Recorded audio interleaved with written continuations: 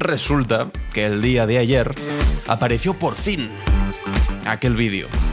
El vídeo que quería grabar el juez Peinado tomándole declaración como testigo a Pedro Sánchez en la Moncloa. Bueno, pues ayer salió y hoy los periódicos conservadores están titulando "Es mi esposa", porque es básicamente la única frase que pronunció Pedro Sánchez en una declaración absolutamente innecesaria, ridícula, infame, y que ahora veremos dónde se ha publicado.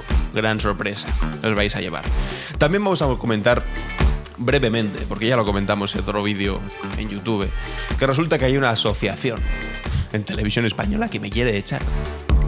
Que me quiere fuera de las tertulias de la hora de la 1 con Silvia Charrondo y Marc Sala. Enseguida lo comentamos. Vamos a hablar también de cómo el Papa de Roma ha puesto un tuit hablando sobre la redistribución de la riqueza y oye, la extrema derecha está rabiando de una manera espectacular. Se les olvidó eso de ser católicos seguramente, y vamos a terminar recordando una de las mayores infamias que hemos visto recientemente en la televisión. Hoy es martes 24 de septiembre y esto es Clave Barroso. Estás escuchando Clave Barroso, un podcast de Alan Barroso. Bienvenidos y bienvenidas a Clave Barroso. Hoy es martes 24 de septiembre. Ayer fue lunes y no hubo capítulo. Lo siento, os avisé la semana pasada, el viernes, que iba a estar fuera este lunes y no, lamentablemente no podría hacer el podcast. Ha sido el primer día que fallamos, desde que empezamos el podcast. Estamos ya casi a final de mes, empezamos a principios de septiembre. Esto va fantástico, os está gustando.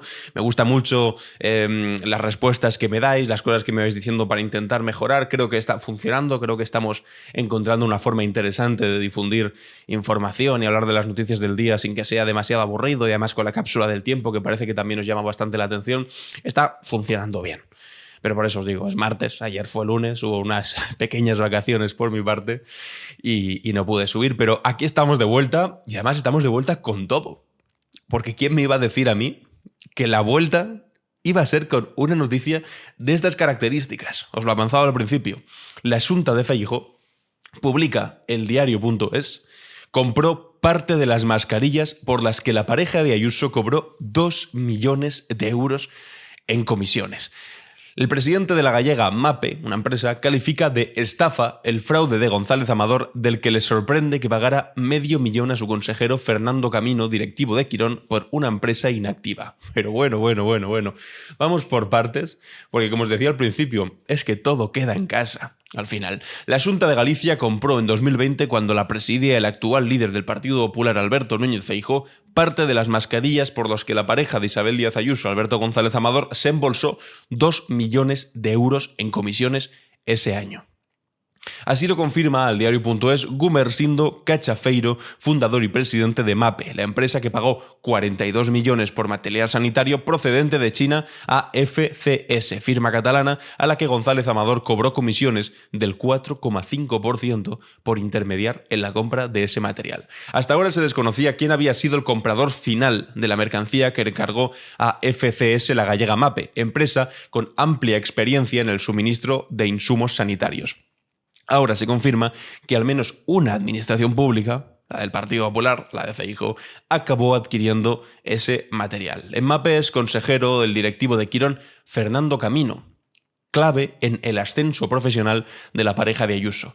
Ambos les vincula su relación en el gigante de la sanidad privada, principal pagador, casualidades de la vida, de González Amador desde hace años, o un abogado de León que administra el ático de lujo en Madrid, del que disfrutan el defraudador confeso, y aquí esto sí que es relevante, la presidenta de la Comunidad de Madrid, que vive en un ático de lujo que está a nombre del abogado de su novio, una cosa del todo normal, lo que hacemos todos los españoles básicamente.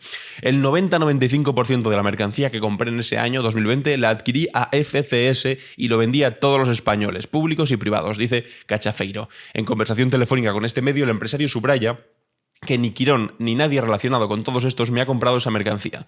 La Comunidad de Madrid, cero. Bueno, por lo menos, en este caso, Ayuso no ha pagado a su propio novio.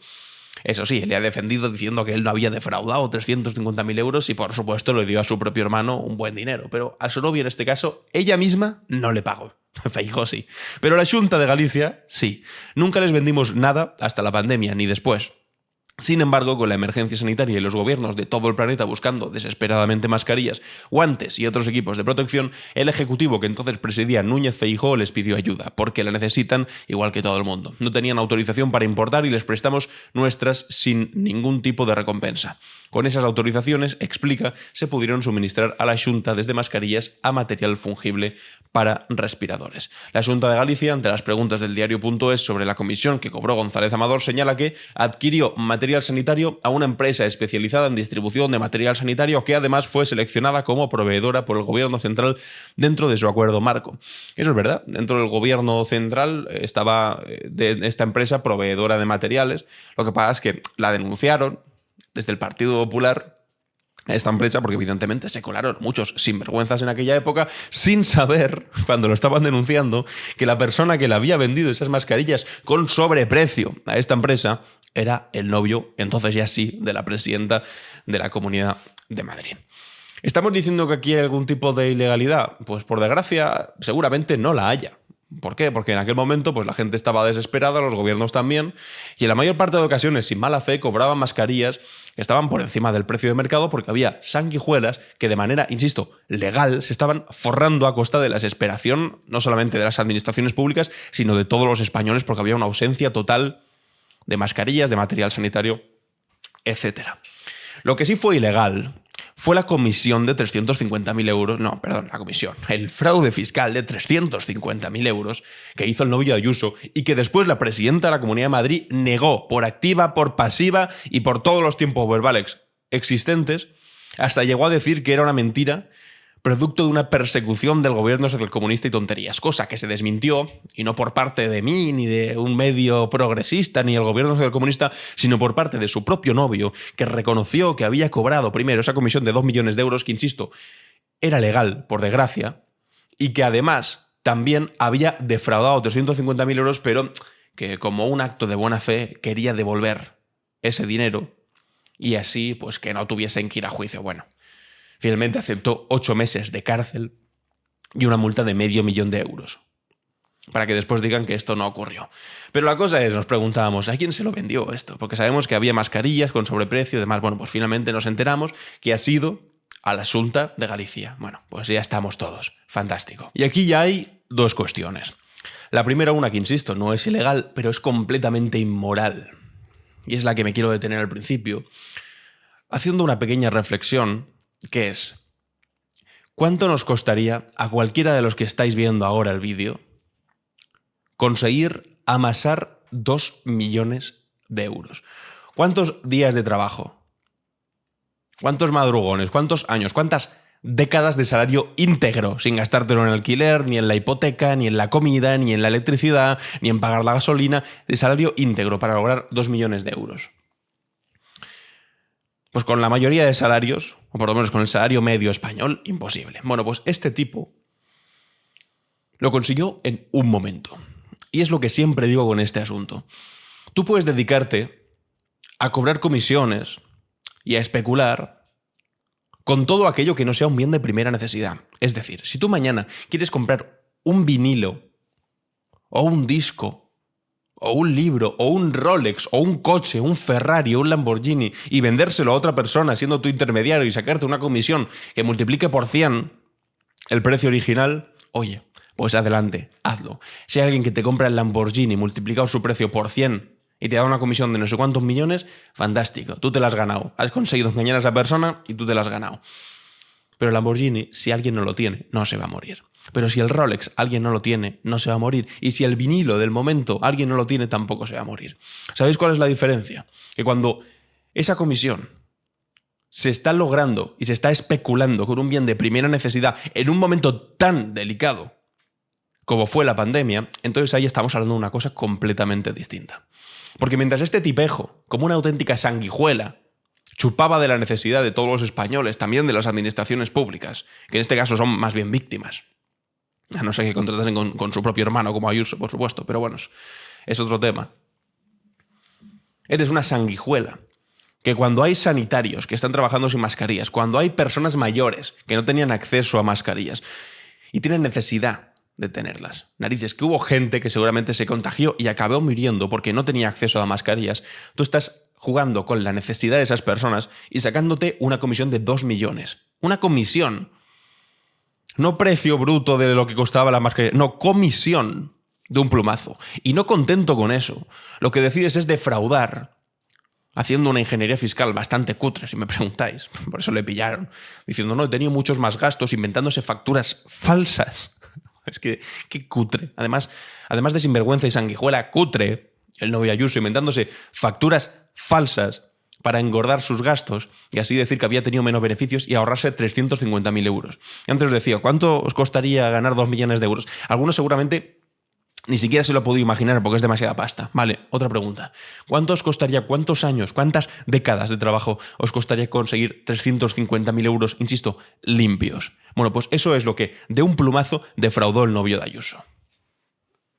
Y la segunda cosa que os estaba diciendo, esto a la defensa ultranza que hizo Ayuso de mi novio no ha defraudado, bueno, para que después nos enterásemos, pero también la pregunta de por qué Feijóo no decía nada, que la respuesta evidente era, bueno, porque el último que dijo, que fue Pablo Casado, ya sabéis todos y todas cómo acabó, ¿no? Defenestrado del Partido Popular, fuera de la presidencia del Partido Popular y sustituido por Alberto Núñez Feijóo. Alberto Núñez Feijóo, pues no sé, tendrá algún tipo de memoria en algunas cosas, por supuesto, en otras no tantas. Como cuando pedía también el concierto económico para Cataluña, eso de repente se le olvida, pero con esto tiene memoria por la cuenta que le trae y sabe que si te metes con Ayuso, pues que igual dentro del Partido Popular no acabas bien parado. Sin embargo, desconocíamos esta nueva variable, y es que la Xunta de Feijóo, él mismo cuando estaba ahí, contrató con esta empresa que le había pagado 2 millones de euros de comisión a el novio de Ayuso. Vaya por Dios, sorpresa. Como sorpresa, y cambiando de tercio ya, pero no de ridículo, nos encontramos esta mañana, la mañana del día de hoy, con esta portada de El Mundo. Y vemos una imagen de Pedro Sánchez sentado en una mesa, se entiende que en Moncloa, y pone, entre comillas, es mi esposa. Los 111 segundos del presidente del gobierno ante el juez en la Moncloa.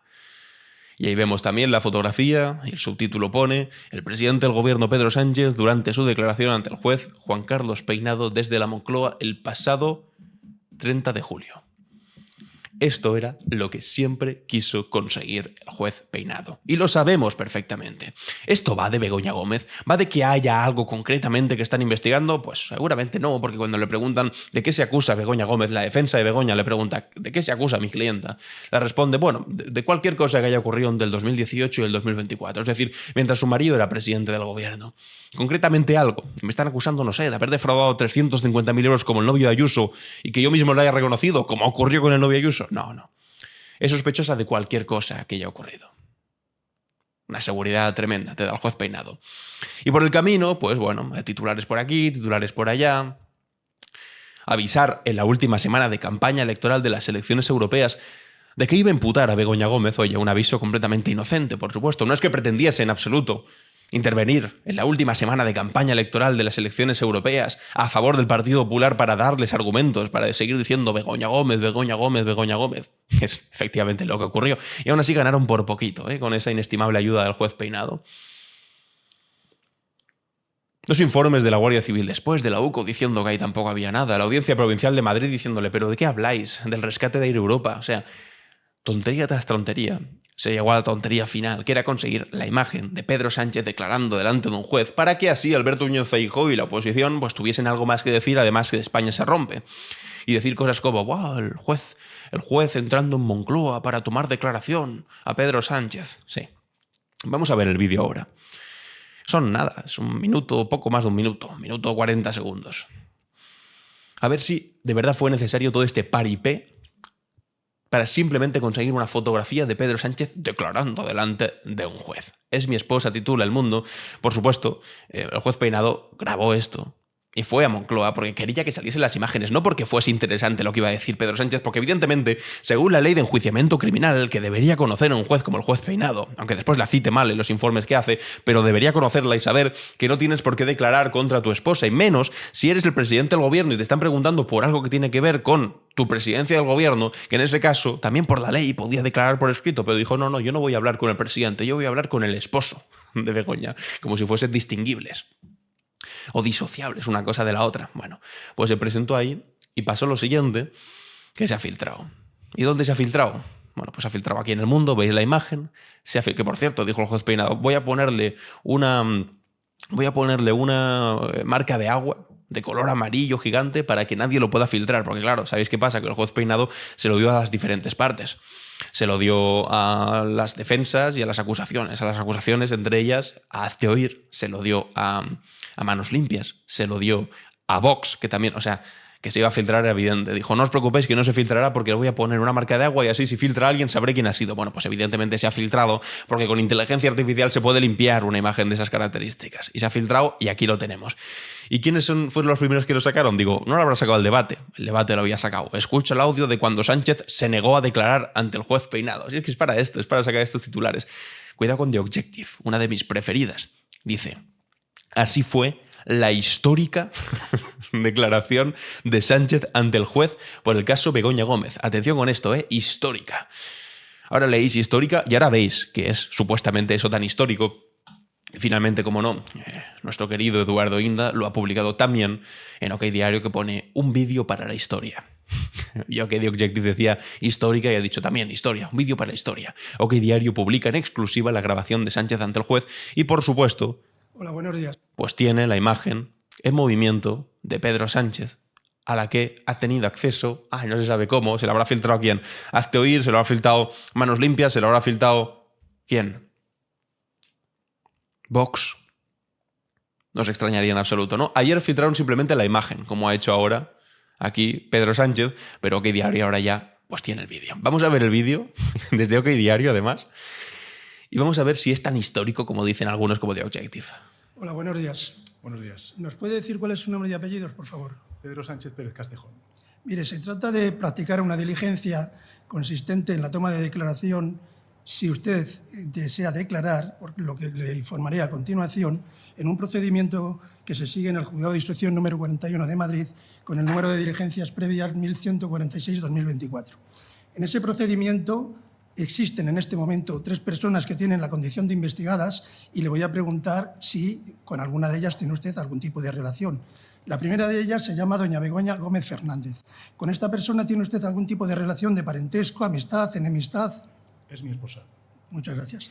Respecto Histórico, de momento está siendo histórico. ¿Tiene usted algún tipo de relación con Begoña Gómez? Sí, es mi esposa. Juan Carlos Barrabés, cónsul. No. Y respecto de don Joaquín Goyache Goñi, Tampoco.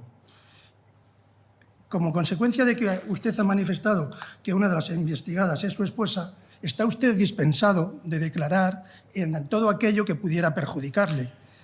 Si bien es cierto que hay otras 2 personas con las que ha manifestado... Ahora le dice que como su esposa que no tiene que declarar contra ella, como decíamos, era evidente y conocía a todo el mundo. Declarar respecto de su esposa, prevé la posibilidad de que tampoco declare en todo aquello que quepa la posibilidad de perjudicar o comprometer a su esposa. Una vez que creo que esto está suficientemente informado, lo primero que te voy a preguntarle es si usted va a acogerse a la dispensa de declarar o, por el contrario, quiere prestar declaración. Señoría, me acojo a la dispensa del artículo 416. No desea prestar declaración respecto de ninguna de las preguntas que se le pudieran haber formulado. Deseo acogerme al derecho que viene reconocido en la ley. Pues muchísimas gracias. Se da por concluida la diligencia. Y hasta aquí el vídeo. ¿Os parece histórico? Hombre, pues si esto es histórico, hijo mío. Si esto es histórico, que ha sido 1 minuto 46 segundos. Eso es lo que hay. 1 minuto 46 segundos que califican de histórico, en el que básicamente ocurre lo que habíamos dicho que iba a ocurrir. Es decir, nada, que no podía tomar la declaración. Y que si esto simplemente era un capricho para poder entrar en Moncloa, por cierto, acompañado de una abogada de Vox, era simplemente para esto, para el paripé y para que finalmente apareciese públicamente la imagen y hubiese una tertulia más en televisiones y que tuviesen su momento de gloria, OK Diario, The Objective, El Debate y medios así, para poder publicarlo y decir Pedro Sánchez declara delante de un juez histórico, vídeo para la historia, este tipo de cosas, vídeo para la historia. Si esto es un vídeo para la historia, OK Diario, no me quiero imaginar lo que sea algo verdaderamente histórico para vosotros. Pero esto, permitidme que os diga, es ridículo. Y además, quedan justo 6 días para que llegue el 30 de septiembre, que es el día en el que la Audiencia Provincial de Madrid le va a decir al juez Peinado si tiene que parar con este caso porque no ha encontrado nada o si tiene que delimitar todavía más su investigación, porque en todos estos meses, además de mucho ruido, pues realmente ha habido pocas nueces más allá de esta filtración que el juez Peinado sabía que iba a ocurrir y se hizo la entrevista, iba a decir, porque parece más una entrevista ridícula. ¿Cómo se llama usted? Pedro Sánchez. ¿Es su mujer? Sí. Por eso aquí la fotografía del mundo. ¿Es mi esposa? Bueno, pues fantástico. Oye, vaya nivel lamentable el que tenemos que ver en el periodismo, pero también, por desgracia, en alguna parte de la judicatura de nuestro país. Pero también, cuidado, en la televisión pública, que os decía antes, que me quieren echar. ¿Quién me quiere echar y por qué me quiere echar? Hice un vídeo en mi canal de YouTube, Alan Barroso Clips, explicando largo y tendido todo este asunto. Si queréis más información os podéis ir para allá. Lo voy a resumir rápidamente porque seguramente algunos ya lo habéis visto, pero quiero comentarlo también aquí. Lo quiero comentar en clave Barroso porque esto ya es una cosa casi personal con esta gente. Resulta que el otro día, en el HuffPost, que como sabéis colaboro ahí en el Huffington Post, que por cierto me voy a Estados Unidos con ellos a cubrir las elecciones el próximo noviembre, del 31 de noviembre más o menos hasta las elecciones, bueno, pues subí un vídeo hablando de saber lo mucho que se parecen últimamente Donald Trump, Ayuso y Feijóo. Y simplemente pues recordaba como Donald Trump dijo aquello de se comen a los perros, un periodista le desmintió, pero dijo es mentira que se comen a los perros y a los gatos, y Trump dijo lo he visto en la televisión. Después recordaba también cómo pues Ayuso dijo aquello en televisión de Sánchez quiere traer a 270.000 mauritanos a España y regularizarlos, no sé qué, no sé cuántos, y le preguntaron en Antena 3, ¿y eso de dónde se lo saca usted? Se saca que el gobierno ha invitado a 250.000 mauritanos a España. Y Ayuso respondió esta tontería. Ayuso contesta que... De los titulares de todos estos días en distintos medios de comunicación. De los titulares. Y entonces con Feijóo pasó lo mismo, que Alsina le dijo, oye, pero Feijóo, mentiste en una cosa, y Feijóo le dijo, ¿en qué he mentido? Y entonces le dijo Alsina, pues en esto y en esto. Y le dijo, bueno, es que eso lo había leído en un titular. ¿Veis la similitud, no? Donald Trump diciendo, lo he visto en la tele, Ayuso diciendo, lo he leído en los titulares, por ahí de los medios, y Feijóo diciendo, eso lo he leído en un teletipo hace poco.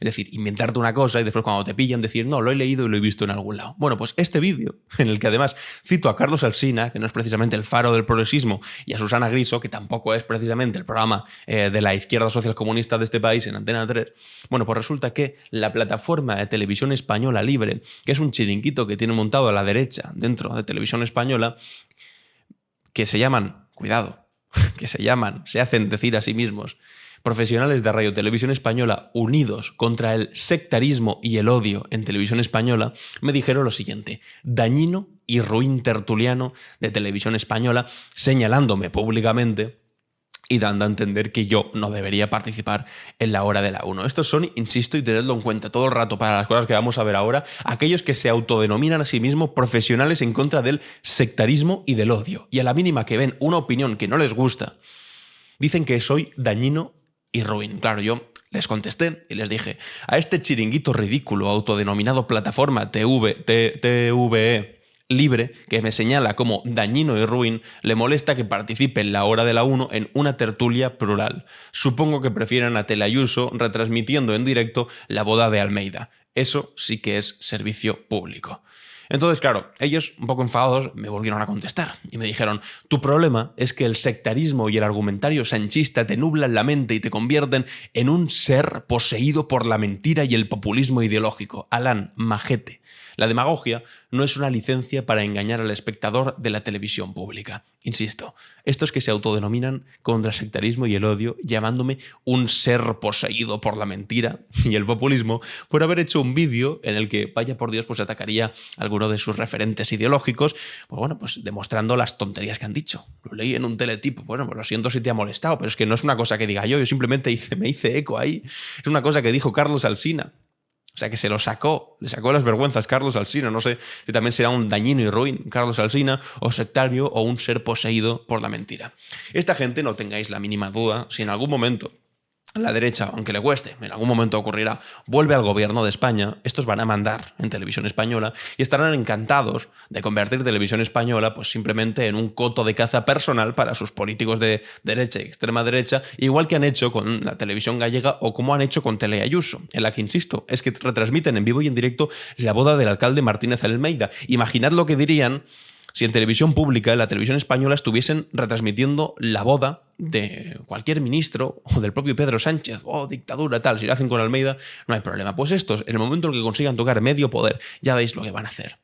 Aquí no solamente señalan a personas que participaban en las tertulias y no les gusten, sino que además ponen tweets públicamente y además insultan y los llaman ser poseído por la mentira y el populismo, claro, contra el sectarismo y contra el odio. Y en el momento en el que tengan la posibilidad de echarme, pues evidentemente lo harán. Aunque, bueno, o sea, tampoco me preocupa porque, bueno, ya veis que la obsesión es absoluta. O sea, puse otro tuit que enseguida vamos a ver, comentar rápidamente de qué va este tuit, pero puso: Barroso, chavalote, que se te ve el plumero, expulsas fango en cada tuit, excusas en cada post elón. Esto, o sea, son medio raros, no saben ni escribir demasiado bien. O sea, no sé a qué se refieren. Cada postelón, esto es raro. Pero, ¿qué es esto de una plataforma de televisión española llamando a uno de sus colaboradores chavalote, que se te ve el plumero, expulsas fango en cada tuit? Insisto, estos que están en contra del sectarismo y el odio son los que más sectarios y odio parece que transmiten. Y es que resulta que ya había puesto un tuit en el que desmentía al Mundo. Habíamos empezado hablando del Mundo en este vídeo, porque sacaron un titular de lo más ridículo diciendo: Pablo Motos asesta un nuevo y duro golpe a David Broncano, la revuelta marca su peor dato de audiencia. Claro, y entonces yo contesté diciendo: ahora la verdad, cuando se están emitiendo ambos programas a la vez, cuando se emiten El Hormiguero y cuando se emite La Revuelta, que por cierto, la cápsula del tiempo, de manera inesperada, vamos a hablar del Hormiguero también, porque hoy es un día especial para El Hormiguero, históricamente, algo raro, pero bueno, cuando están los dos al mismo tiempo emitiéndose, claro, es decir, básicamente cuando tienes que decidir si te vas a ver a uno o te vas a ver a otro, si te vas a ver a Motos o te vas a ver a Broncano, perdón por este inciso, pero creo que es interesante explicarlo para ver cómo la televisión pública se posiciona aquí. Es decir, de las 9:55 de la noche a las 10:51 de la noche, La Revuelta saca un 16% y El Hormiguero un 15%. ¿Qué necesidad de alterar la realidad y decir duro golpe a Broncano cuando literalmente la semana pasada ganó todos los malditos días el programa de David Broncano al programa de Pablo Motos? Es decir, ¿qué necesidad hay? Es verdad que estuvieron bastante empatados, pero con algunas décimas por encima, ya lo ves, 16%, 15%. Claro, el momento en el que están juntos, porque después hay un momento en el que Pablo Motos está emitiendo solo, porque ya se ha acabado la resistencia, la revuelta, y ahí, claro, Pablo Motos gana, pero claro, gana porque no hay nadie a su lado, porque nadie está compitiendo, entendemos. Entonces, este titular absurdo de Motos es un nuevo duro... Bueno, pues este tuit que puse desmintiendo este titular del Mundo, se ve que enfadó mucho también a estos que me quieren echar y me pusieron esta tontería de Barroso, chavalote, que se te ve el plumero, expulsas fango en cada tuit. ¿Cómo que expulso fango en cada tuit? Por literalmente poner unas cifras objetivas y exactas por presentar un hecho. Y además, que aquí estoy hasta incluso defendiendo el honor del programa que se emite en vuestra misma casa, en Televisión Española, que se supone que debería, no sé, les debería gustar, si son profesionales de Radio Televisión Española, les debería gustar que tuviesen un buen resultado en sus programas, pero parece que no. Parece que les jode, parece que les revienta. ¿Y sabéis que también es lo que les revienta mucho? Pues cuando contrataron a Silvia Echarrondo, porque estos ya tienen mucho recorrido, se les conoce bastante bien, no solamente me quieren fuera a mí, evidentemente, quieren fuera a Silvia, quieren fuera a cualquier persona que haga, pues bueno, alguna cosa medianamente ponderada o pues lo trate de la forma maravillosa que le gustaría que se tratase a sus políticos estimados. Y es que resulta que cuando la ficharon a Silvia Echarrondo, en 2021 dijo: Radio Televisión Española premia a Silvia Echarrondo por su beligerancia con Isabel Díaz Ayuso y ficha para la hora de la 1. Los nuevos directivos consideran que no hay mejores presentadoras dentro de la casa. Hombre, pues con el tiempo esto ha envejecido bastante mal porque efectivamente es una muy buena presentadora, Silvia Echarrondo. Ha tenido muy buenos resultados de audiencia, es decir, muchas mañanas gana la hora de la 1, igual que con Broncano, bueno, pues que tienen buenos resultados. ¿Y sabéis por qué dice que premian a Ayuso después de su beligerancia, a Echarrondo por su beligerancia con Ayuso? Por esta entrevista. ¿Qué ha contratado para el hospital de Valdebebas?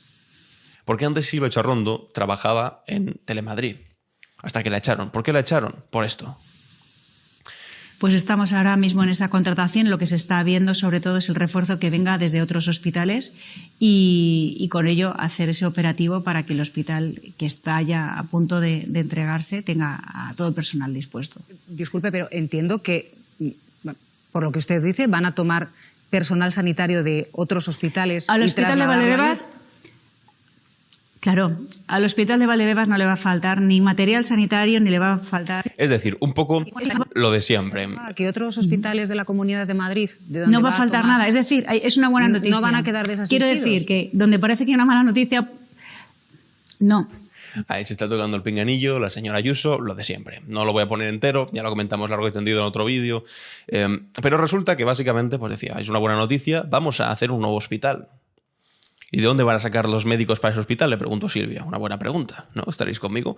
De otro hospital, claro, pero si lo sacáis de otro hospital, ese hospital se quedará desatendido. No, lo que parece una mala noticia es una buena noticia. Pero no me salen las cuentas, le dijo Silvia. Si sacamos de uno y lo metemos en el otro, no habría que contratar más personal en lugar de hacer nuevos hospitales.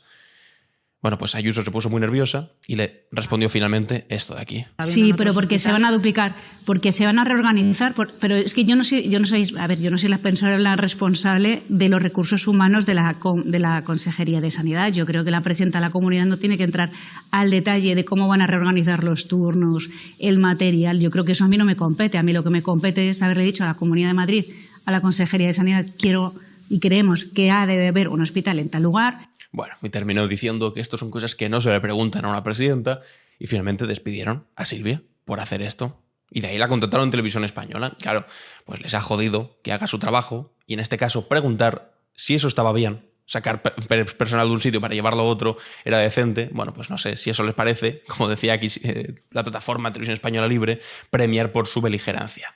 Hacer una pregunta que cualquier periodista decente y honesto tendría que haber hecho. Bueno, ya veis, aquí he encontrado un tuit antes en la que compartiendo aquí a esta activista, Greta Thunberg, en una manifestación a favor de Palestina, pone lo que no cuentan en Televisión Española y otros medios de la ayatolá climática. O sea, estos son los que están en contra del odio. Yendo contra una chavala, que no sé ahora que tendrá 20 años, Greta, creo, llamándola ayatolá climática, diciendo la recibieron en España como si fuese Mahatma Gandhi y es una zumbada yihadista de extrema izquierda, simplemente por defender que en Palestina pues no estén masacrando a la población civil. Bueno, pues ya veis de qué pie cogea esta gente y os insisto, algún día acabarán gobernando este país, seguramente, tarde o temprano lo conseguirán y acabarán echando a todo el mundo que sea para ellos disidencia dentro de Televisión Española. Entre ellos, pues evidentemente yo. Bueno, y ahora vamos ya rápidamente porque estamos en tiempo de descuento con el asunto del Papa de Roma. Como os decía al principio, resulta que puso un tuit diciendo la acumulación de riqueza se exalta hoy como si fuera una virtud, pero la riqueza es para compartirla, para fraternizar. Hashtag movimientos populares. Un tuit, bueno, pues que podría haber puesto un Papa de Roma, alguien que de verdad tenga la fe de la religión cristiana. Y de repente, pues en los comentarios, un montón de gente acusándole de comunista, diciéndole de todo, la extrema derecha rabiando. Yo puse este tuit, la extrema derecha está rabiando con esto. Su única patria es su patrimonio y su única religión defender a los ricos. Después cité pues, un pasaje de la Biblia, de Mateo, que en palabras de Jesús, decía Mateo que había dicho Jesús, que es más fácil que un camello pase por el ojo de una aguja que un rico entre en el reino de los cielos. Y después puse, llaman comunista hasta a Jesucristo. Y uno me contestó y me puso lo siguiente, Jesucristo dijo algunas bobadas y esa es una de ellas. Y después añade, Pedro Sánchez dijo que no iba a pactar con golpistas y fíjate dónde estamos. Es que incluso llegan a refutar a Jesucristo diciendo que Jesucristo había dicho algunas bobadas porque esas bobadas son, pues bueno, estar en contra de los ricos. Y la segunda cosa es que compara con un girito completamente inesperado a Jesucristo con el mismísimo Pedro Sánchez. Es una auténtica cosa magistral. Están cada día más perdidos, igual que perdido está este programa de televisión, Horizonte en 4, en el momento en el que este tipejo dijo lo siguiente. Cuando nos ponemos a decir qué es lo que está ocurriendo, pues yo siempre apoyaré al Estado de Israel porque creo que es un país, y estoy seguro que es un país democrático y libre, y todo lo que hay alrededor de Israel no es ni democrático ni libre, son puros terroristas, basura humana, y que para mí debería de ser exterminada. En fin, basura humana, todos los países que hay alrededor, basura humana que deberían ser exterminados. Esto dicho alegremente en vivo y en directo en televisión sin que haya ningún tipo de consecuencia. Completamente lamentable. No me voy a enfocar mucho más en esto, ya hice un vídeo en mi canal secundario, si lo queréis ver completo, ahí está. Y hasta aquí he llegado al análisis de las noticias, que había mucha cosa acumulada, narices, perdón, porque me he alargado un poquito, pero ahora vamos, como siempre, con la cápsula del tiempo. ¿Qué es lo que ocurrió un día como hoy? La cápsula del tiempo. En Clave Barroso. Bienvenidos y bienvenidas a la cápsula del tiempo. Hoy comenzamos nuestro recorrido un 24 de septiembre de 1990, cuando en Rusia el Soviet Supremo aprobaba el cambio de la economía al libre mercado. Este momento marcó el inicio de una transformación radical en la estructura económica y social de lo que hasta entonces había sido la Unión Soviética. Una transformación que tendría consecuencias profundas y duraderas no solo para Rusia, sino para el mundo entero. Para comprender la magnitud de este cambio, es crucial que nos remontemos a los orígenes de la Unión Soviética. Nacida de la Revolución de Octubre de 1917, la URSS se embarcó en uno de los experimentos sociales y económicos más ambiciosos de la historia humana. En apenas unas décadas transformó lo que era un vasto imperio agrario y atrasado en la segunda potencia mundial, compitiendo de tú a tú con Estados Unidos en ámbitos como la industria pesada, la ciencia y la tecnología. Los logros de la Unión Soviética fueron en muchos aspectos asombrosos. Pasó de ser un país donde la mayoría de la población era analfabeta a tener uno de los sistemas educativos más completos del mundo. Desarrolló una industria capaz de producir desde tractores hasta cohetes espaciales. Y por supuesto, no podemos olvidar que la URSS fue quien envió el primer ser humano al espacio, igual que también el primer satélite. El 12 de abril de 1961, Yuri Gagarin se convirtió en el primer cosmonauta en orbitar la Tierra, un logro que simbolizaba el potencial de una sociedad organizada bajo principios diferentes a los del capitalismo occidental, que hoy en día dicen que no hay alternativa al capitalismo. Hombre, tanto que la hay. Incluso en algunas cosas bastante más eficientes. Además, la Unión Soviética implementó un sistema de bienestar social que garantizaba a todos sus ciudadanos acceso a educación, atención médica, vivienda y empleo en un mundo donde la desigualdad era, y sigue siendo, por desgracia, la norma. La Unión Soviética se presentaba como una alternativa que prometía igualdad y justicia social. Sin embargo, sería también ingenuo y deshonesto por mi parte no reconocer los graves problemas que también caracterizaron al sistema soviético. La planificación centralizada, aunque permitió logros impresionantes en ciertas áreas, a menudo resultaba en ineficiencias y escasez de bienes de consumo. El sistema político, lejos de ser el ideal de democracia obrera que al principio habían proclamado, se convirtió rápidamente en un régimen autoritario que suprimía las libertades individuales y perseguía a los que eran disidentes. Los gulags, la represión política y la falta de libertades básicas son aspectos oscuros de la historia soviética que no podemos ni debemos ignorar. Cuando llegamos entonces a 1990, la URSS se encontraba en una profunda crisis. Las reformas de la perestroika y de la glasnost, iniciadas por Mikhail Gorbachev, habían abierto la caja de Pandora de las contradicciones internas del sistema soviético. En este contexto, la decisión del Soviet Supremo de aprobar el cambio al libre mercado parecía para muchos la única salida posible. Sin embargo, la transición al capitalismo, lejos de ser la panacea prometida, resultó en un desastre económico y social de proporciones históricas. La terapia de shock económica, recomendada por asesores occidentales y adoptada con entusiasmo por el gobierno de Boris Yeltsin, llevó a cabo una privatización masiva y apresurada de las empresas que eran estatales, empresas públicas. Este proceso, que se suponía que iba a crear una economía de mercado dinámica y eficiente, en realidad resultó en la concentración de la riqueza en pocas manos de unos pocos oligarcas, mientras que la mayoría de la población se sumía todavía más en la pobreza. Las consecuencias fueron devastadoras y aún hoy, más de 3 décadas después, siguen siendo visibles. La esperanza de vida en Rusia cayó drásticamente, alcanzando niveles que no se veían desde la Segunda Guerra Mundial. La producción industrial se desplomó, llevando al cierre de fábricas y al desempleo masivo. Millones de personas perdieron sus ahorros y su seguridad laboral de la noche a la mañana. La promesa de la prosperidad y la libertad económica se convirtió para muchos en una realidad de precariedad y desesperación. Este episodio de la historia nos recuerda la importancia de abordar las transformaciones económicas y sociales con cautela y consideración por el bienestar de toda la población, y también nos invita a reflexionar sobre los logros y fallos de diferentes sistemas económicos, evitando simplificaciones y reconociendo la complejidad de la historia. La experiencia soviética y su posterior colapso nos muestran que no existen soluciones simples para problemas complejos de la organización social y económica, pero también que el capitalismo no es el único sistema económico posible y, por supuesto, tampoco es el mejor de los sistemas. Ahora, saltando al presente, nos encontramos con un acontecimiento que, bueno, que es bastante menos trascendental que el primero en el esquema de la historia, pero nos ofrece una interesante perspectiva sobre cómo evolucionan los medios de comunicación y el entretenimiento en nuestra sociedad.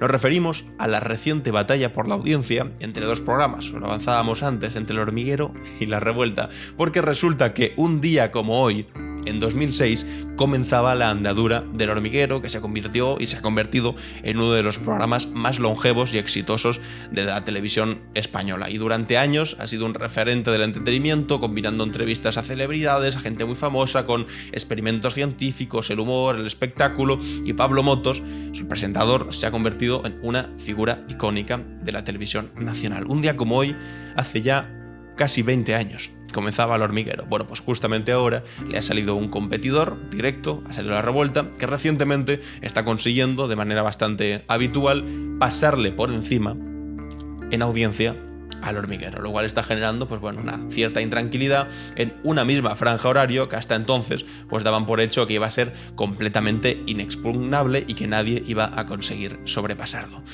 ¿Qué vamos a hacer? Pues así son las cosas. Hay imperios que caen, hay programas que también acaban cambiando, y ahora resulta que después de tantos años existiendo El Hormiguero tienen un competidor que les está mirando de tú a tú. No me quiero enfocar tampoco demasiado en el asunto del Hormiguero, porque queda un poco fuera de la cápsula del tiempo.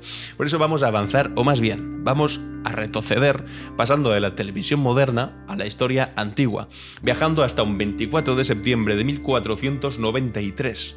Y es que en esta fecha, Cristóbal Colón zarpaba de Cádiz para iniciar su segundo viaje a América. Este viaje, a diferencia del primero, no era una expedición de descubrimiento, sino el comienzo de lo que se convertiría en uno de los procesos más controvertidos y trascendentales de la historia mundial, la colonización europea de América. Durante siglos, Colón fue celebrado como un héroe, como un intrépido explorador que descubrió un nuevo mundo. Se le erigieron estatuas, se nombraron ciudades en su honor y su figura se convirtió en un símbolo del espíritu aventurero y del progreso. Sin embargo, en las últimas décadas, una revisión crítica de la historia ha puesto de manifiesto una realidad mucho más compleja y en muchos aspectos profundamente perturbadora. El segundo viaje de Colón, con 17 barcos esta vez y cerca de 1.500 hombres, no era una misión de exploración pacífica como pudo ser el primer viaje, era el inicio de un proceso de conquista y colonización que tendría consecuencias catastróficas para los pueblos indígenas de América. Lo que para los europeos era un nuevo comienzo, una oportunidad de riqueza y expansión para los habitantes originarios del continente, representó el inicio de siglos de explotación que no cambiaron ni con la independencia de España de muchos de esos países en el siglo XIX.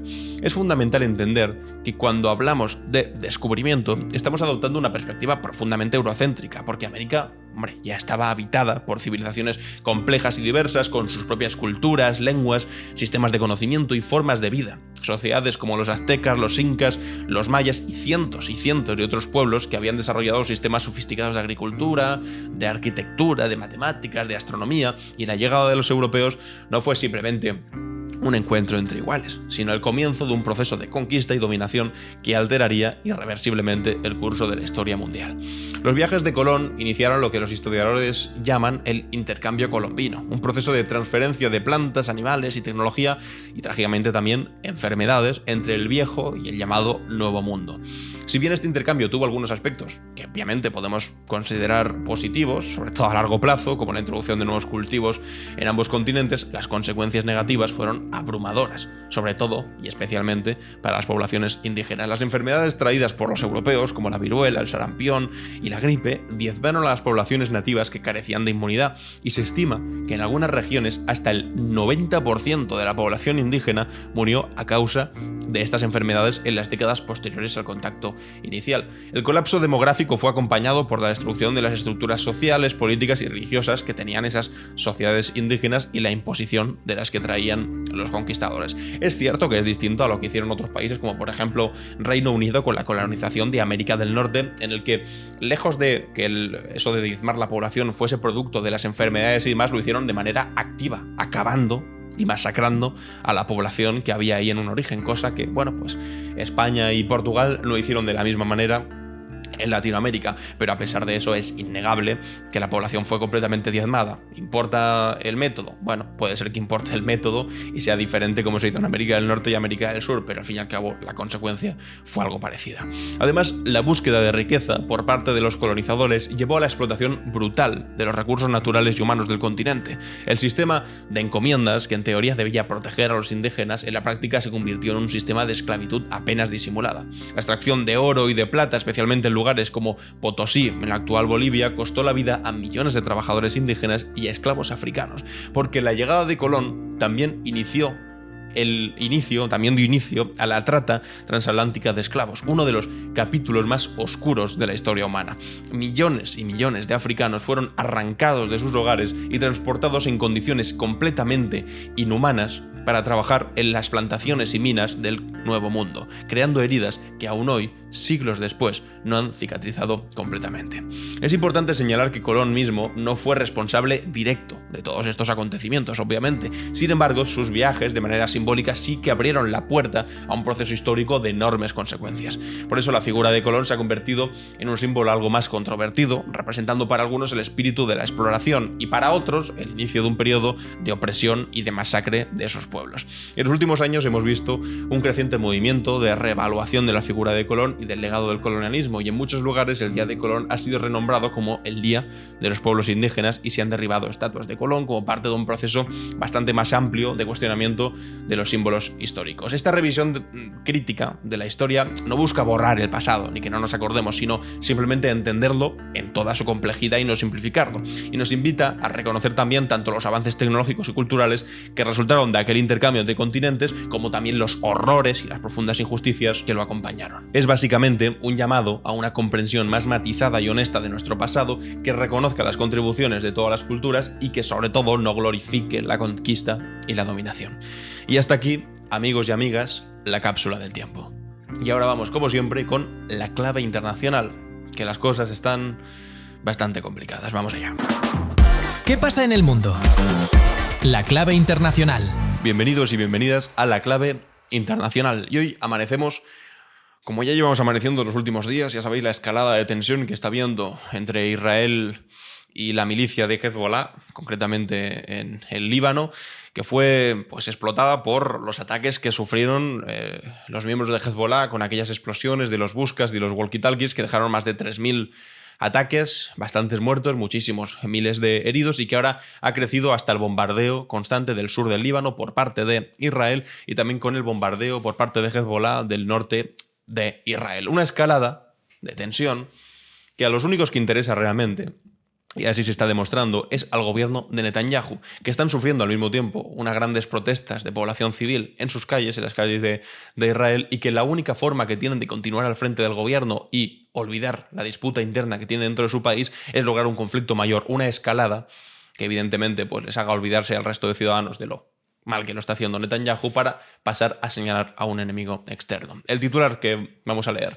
la ofensiva de Israel causa al menos 492 muertos en Líbano tras pedir la salida inmediata de civiles de zonas de Hezbollah. Casi 500 muertos. Es decir, no tenían suficiente con la masacre que han producido no solamente en la Franja de Gaza, donde llevaban más de 40.000 asesinados, siendo la gran mayor parte de ellos niños. Niños. Muchos de ellos menores de edad. De las 600 páginas de asesinados en Gaza, que difundió el Ministerio de Salud Pública de Gaza, las primeras 12 páginas eran de niños que tenían menos de 1 año. Y no contentos con lo que han hecho en Gaza, con lo que están haciendo también en Cisjordania contra los palestinos, ahora resulta que también están atacando a población civil, literalmente a población civil, en el sur del Líbano. 492 muertos. Una oleada inédita de bombardeos israelíes en el Líbano ha matado en pocas horas de este lunes al menos a 492 personas, entre ellos un mínimo de 35 niños, 58 mujeres y 2 trabajadores sanitarios, y herido a más de 1.600 según el Ministerio de Salud Pública libanés. Es la jornada más letal en el país desde el fin de la Guerra Civil en 1990, con casi los mismos muertos en un solo día que en todos los 11 meses previos de fuego cruzado entre Israel y Hezbollah, y una matanza al nivel de los días más sangrientos de la invasión de Gaza. El ejército israelí instó, además, en la mañana a los civiles libaneses cerca de posiciones de Hezbollah, donde centraron los bombardeos, a abandonar sus hogares de inmediato. Es decir, le están haciendo lo mismo que hicieron en Gaza. Literalmente están preparando la invasión porque como dice este otro titular, Israel mantiene listos a miles de soldados en la frontera ante una posible invasión terrestre del Líbano. Están bombardeando a la población civil, están bombardeando el sur del Líbano y están preparando una posible intervención directa, llamando a que los civiles salgan por ahí. Dicen, atacamos a posiciones de Hezbollah. Es mentira. Atacan a población civil, atacan simplemente a infraestructuras civiles, acabando con la vida de muchos de ellos que evidentemente no tienen seguramente nada que ver con Hezbollah, simplemente viven ahí, tienen la mala suerte de vivir ahí. Igual que han hecho con Gaza, diciendo que se atacaban determinados sitios, era única y exclusivamente porque había algunos militantes de Hamas por ahí. Mentira.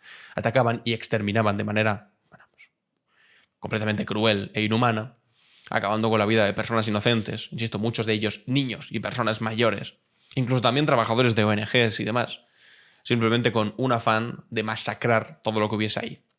Pues exactamente lo mismo están haciendo ahora desde el Líbano y con Hezbollah. ¿Qué pasa?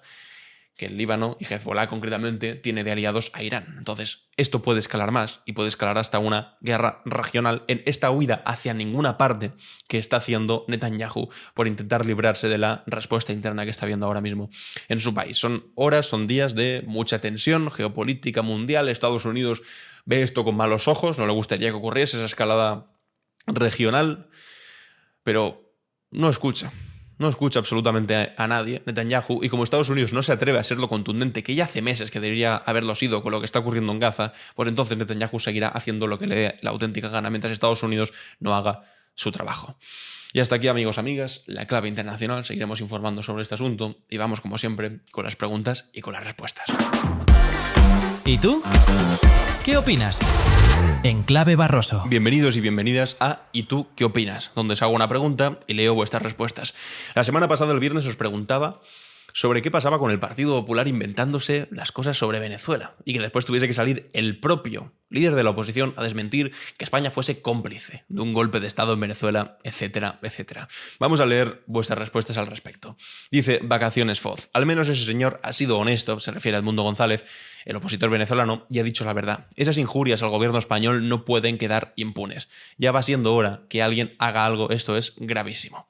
Dice Manuel Vera: Edmundo González está a esto de ser calificado de socialcomunista bolivariano por la fachosfera político y mediática. Es que solo les falta eso, porque cada vez que dicen una tontería, como que el gobierno de España es aliado de Maduro, el gobierno de España es bolivariano, el gobierno de España está aliado para hacer un golpe de Estado en Venezuela, tiene que salir Edmundo González, el líder de la oposición, a decir, oiga, agradezco la labor del gobierno de España, agradezco la labor de Zapatero, etcétera, etcétera. Pero bueno, dicen aquí que igual en un tiempo pues será calificado también el de socialcomunista por básicamente decir la verdad. Porque ya sabéis que el Partido Popular, no sé, como el agua y el aceite, pues no se mezclan demasiado el Partido Popular y la verdad. Aquí Rafa del Moral dice: las injurias infamias vertidas por el Partido Popular sobre el papel del gobierno español en el asunto de Venezuela son totalmente indignantes, intolerables y gravísimas. Y ya está tardando el Partido Popular en dar explicaciones y pedir disculpas por sus falsas actuaciones. Lo hará claramente y sin ambajes, o se inventarán otra aún más gorda para tapar esta barbaridad. Lamentablemente creo que será lo segundo.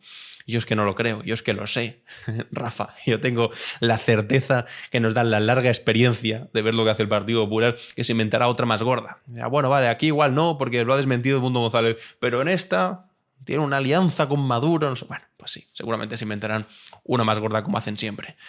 Aquí dice Carmen Cámara: yo creo que el Partido Popular seguirá con la cantina en la de Venezuela hasta que encuentren otro filón que explotar contra el gobierno. Obviamente, son tan ridículos, no tienen proyecto de país, no lo tienen, solo un objetivo: llevar la contraria, caiga quien caiga y le pese a quien le pese. Gracias de nuevo, Alan, gracias a ti. Aquí dice Miguel: va a seguir así muchísimo tiempo, nadie se lo impide. Su política de tuit y titular le sale bien para su público, aunque ridícula para el resto de personas con cabeza. Al Partido Popular le da absolutamente igual Venezuela y su libertad, utilizando su situación para degradar a Sánchez, Zapatero, el socialismo, la izquierda, básicamente, lo que os decía, instrumentalizar. Por cierto, os estáis olvidando de poner la R de respuesta. Aquí los últimos dos lo habéis puesto, pero vosotros, algunos os estáis olvidando, solamente los estáis poniendo algunos. Me facilita mucho que cuando pongáis las respuestas pongáis respuesta, 2 puntos, o una R, en su caso, lo que prefiráis, porque así puedo identificar cuáles son los comentarios que os estáis refiriendo a la parte del final y no a la parte del principio, porque claro, podéis estar haciendo comentarios de las cosas que he estado hablando antes, que no son pocas. Entonces, sabiendo esto, para el próximo día, para el día de mañana, os planteo la siguiente pregunta. ¿Cuál es la relación que tiene Feijóo con las mascarillas del novio de Ayuso. ¿Qué es lo que hay ahí? No dice nada, ni dijo nada en su momento porque teme terminar igual que Pablo Casado. Os leo en los comentarios. Y hasta aquí, amigos y amigas, ha llegado este capítulo de Clave Barroso. Hoy es martes 24 de septiembre. Yo soy Alan Barroso y esto es Clave Barroso.